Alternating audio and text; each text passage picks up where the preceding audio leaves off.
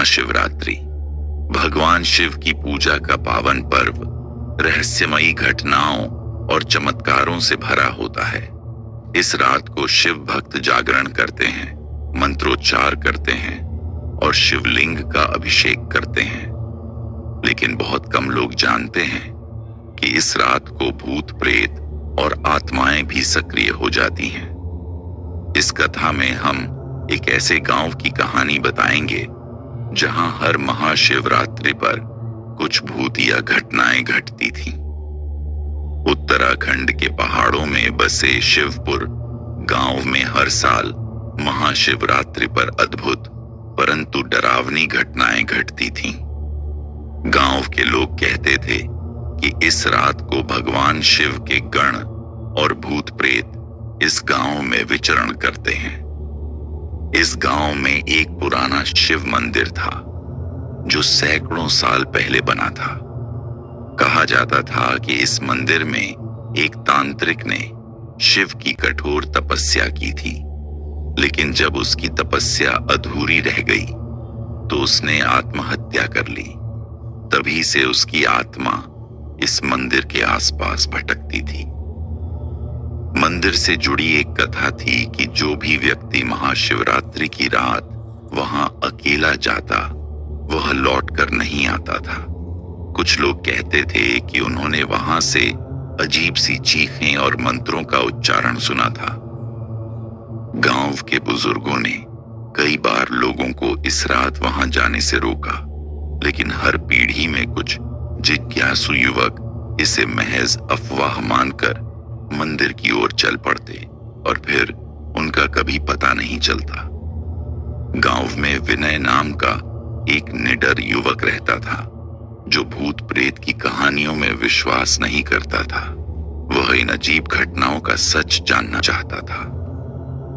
महाशिवरात्रि से एक रात पहले उसने अपने दोस्तों के साथ चर्चा की और कहा, अगर भूत प्रेत होते भी हैं तो वे हमें नुकसान क्यों पहुंचाएंगे।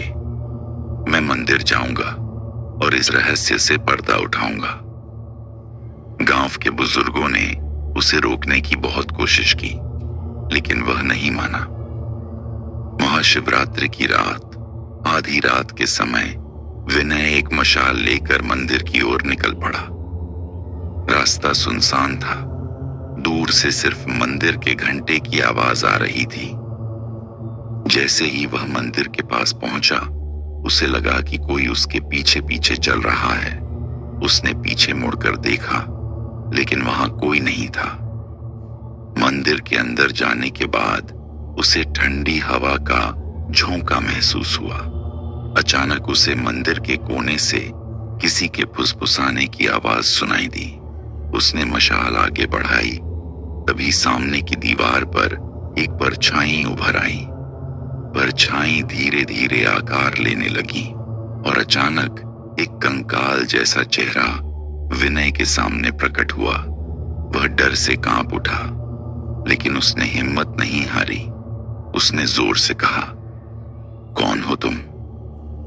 वह छाया चित्र धीरे धीरे स्पष्ट हुआ और एक तांत्रिक का रूप धारण कर लिया।